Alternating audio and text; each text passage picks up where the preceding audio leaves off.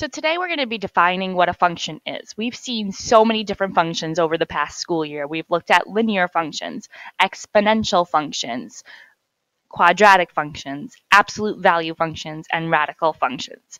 And you understand that those are a function and that a function is just an equation, but we've never actually defined what that looks like. So today we're going to put more of a definition to it. So a function is a relationship where one thing depends on another, and for each input or action, there is only one output or reaction. The easiest way to determine if a relationship is a function is to look at a graph or table of values. If the graph of the data passes what we call the vertical line test, then it represents a function. To pass the vertical line test, there can only be one output or y value for each input or x value. In other words, a vertical line cannot cross 2 points of the graph at the same time. So I'm going to do the first two examples with you, and then you'll be on your own for the rest of today's notes. We're going to graph the following sets of coordinates and explain whether they represent functions or not. So for number one, we just start by graphing all those points. We have negative 5, 8. So that's left 5 and up 8.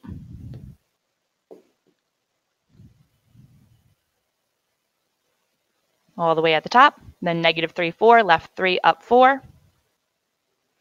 Negative 1, 0, left 1, stay at 0. 1, negative 4, right 1, down 4. And 3, negative 8, right 3, down 8.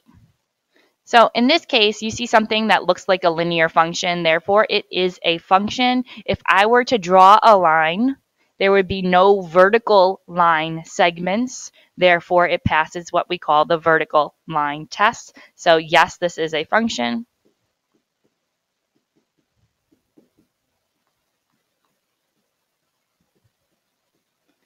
Because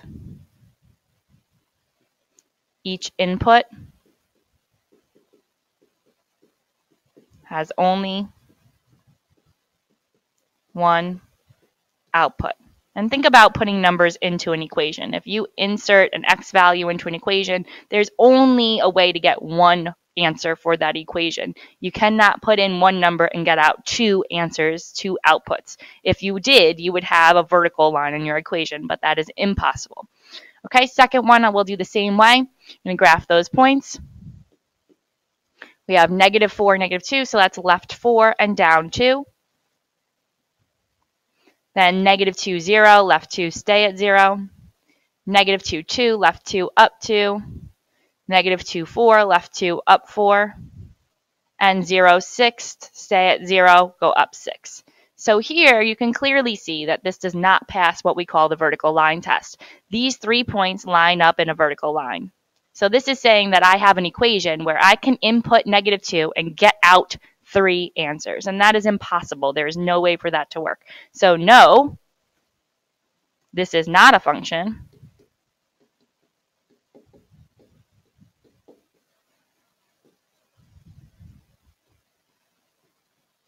Because the input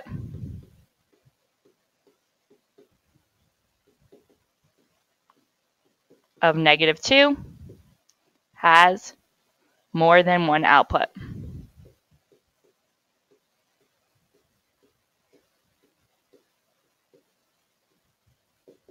So hopefully you understand what's going on here and how to determine from a graph whether something is a function or not. You're going to go on with the second page. I'll be around to help you out.